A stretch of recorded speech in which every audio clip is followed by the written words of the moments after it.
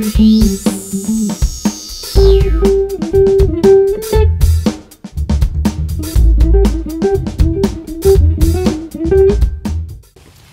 fait 15 ans qu'il est responsable d'une grande église, La Résurrection à Kinshasa au Congo démocratique, marié père d'une fille. C'est depuis 2 mois qu'il est ici au Canada avec nous et il a prêché dans les églises de Toronto et de Montréal. Ce qui nous intéresse le plus, c'est ce séminaire qu'il vient de tenir dans l'église Parole de Grâce pendant 4 jours et avec comme thème la révélation des fils. C'est autour de ce thème que va se porter notre entretien. Amis fidèles téléspectateurs, bonjour. Il s'agit bien du pasteur Dominique Ngoï Kabouya. Bonjour, pasteur Dominique. Bonjour, ma sœur Denis. Comment vous allez? Très bien, merci. Comment vous avez trouvé le Canada? J'ai apprécié, surtout à cause de la possibilité de 2 langues. J'ai énormément apprécié l'espace, le vers, c'est bon. Mais pourquoi ce thème, la révélation des fils? Le thème, en fait, est parti d'abord de ma conversion. Lorsque je me suis converti, j'étais impressionné en lisant la Bible.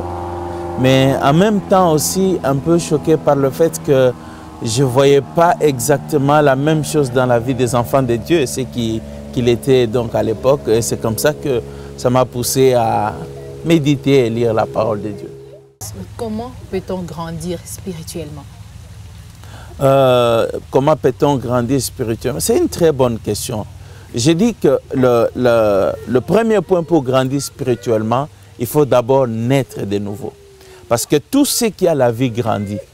Et la plupart du temps, la raison pour laquelle on ne constate pas la croissance spirituelle dans la vie des enfants de Dieu, c'est tout simplement parce qu'ils ne sont jamais nés de nouveau. Vous n'allez pas demander à un enfant qui n'est pas encore né de grandir. Alors, donc, ça c'est la première chose. Le deuxième élément sur la croissance spirituelle qui est absolument nécessaire, c'est le fait que nous sommes appelés, Dieu a établi certains éléments qui sont absolument nécessaires sur le plan spirituel. La Bible les compare à la nourriture, au lait, à tout cela. C'est de la parole de Dieu. La parole de Dieu, c'est un élément de croissance. Ça veut dire, la parole de Dieu, nous devons la méditer, nous devons croire à cela, nous devons la confesser et nous devons la mettre en pratique. Et plus nous le faisons, nous constatons que spirituellement, nous sommes en train de grandir. Et aussi, lorsque nous obéissons à la parole de Dieu, ça veut dire que nous sommes en train de faire face à certaines situations de la vie. Cela nous permet en même temps aussi de grandir spirituellement. Je vais juste vous aider. Vous êtes mariés, vous avez des enfants et je peux vous dire qu'on peut lire certains magazines sur comment prendre soin de l'enfant, comment faire ceci, mais vous ne pourrez pas me dire que vous avez bien compris cela qu'avant ou après que vous ayez mis au monde. C'est après nécessairement. Donc voilà, c'est la mise en pratique qui nous permet aussi de grandir là-dessus. Voilà un peu ce que je voulais dire. Vous avez dit, lorsqu'on grandit spirituellement, on arrive à découvrir notre identité. De quelle identité il s'agit exactement? Ok. Ben, c'est cette identité spirituelle que nous avons. Vous vous rappelez, dans la Bible, il est dit que nous avons le nouveau homme et le vieux homme. Donc ça veut dire que nous avons 2 personnes en nous.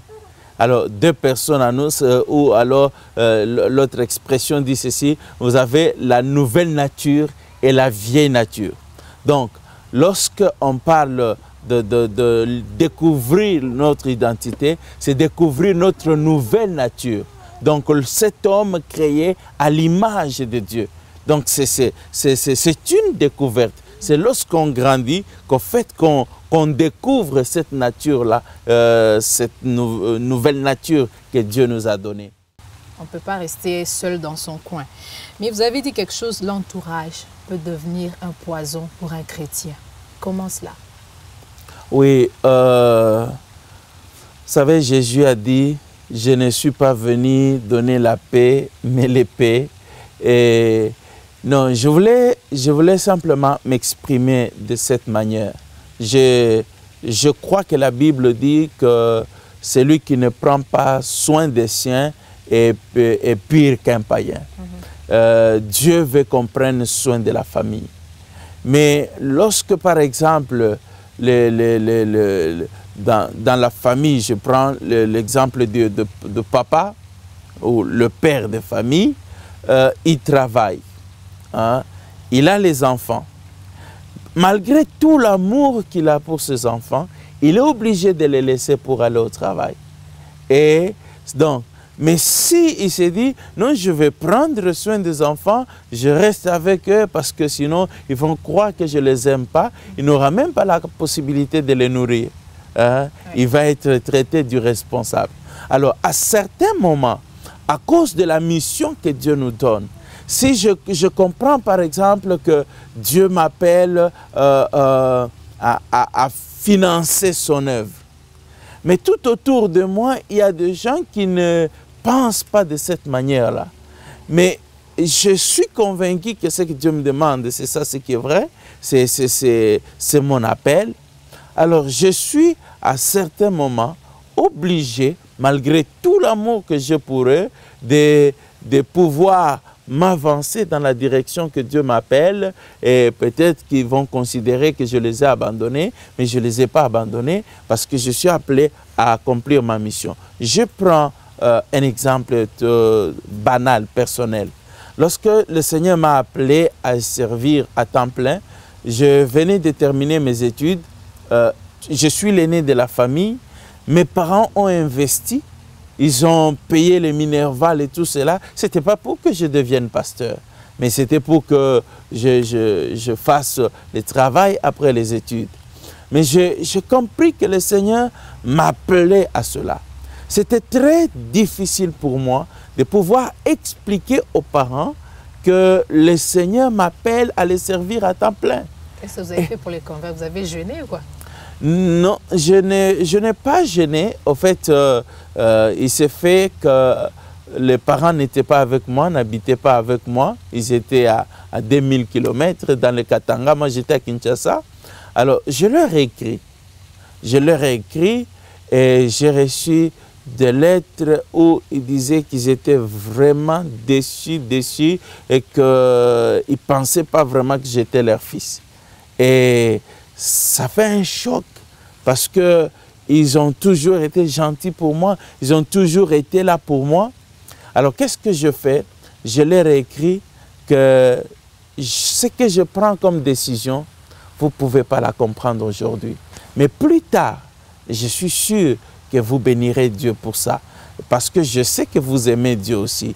Mais je vais vous dire que je vous aime en tant que parent et je n'aurai jamais d'autres parents. Mais en tant que mature maintenant, je suis libre de faire le choix dans ma vie. Et si ce choix est mauvais, j'aurai vraiment à regretter à cause des conséquences, mais je sais que je fais le bon choix.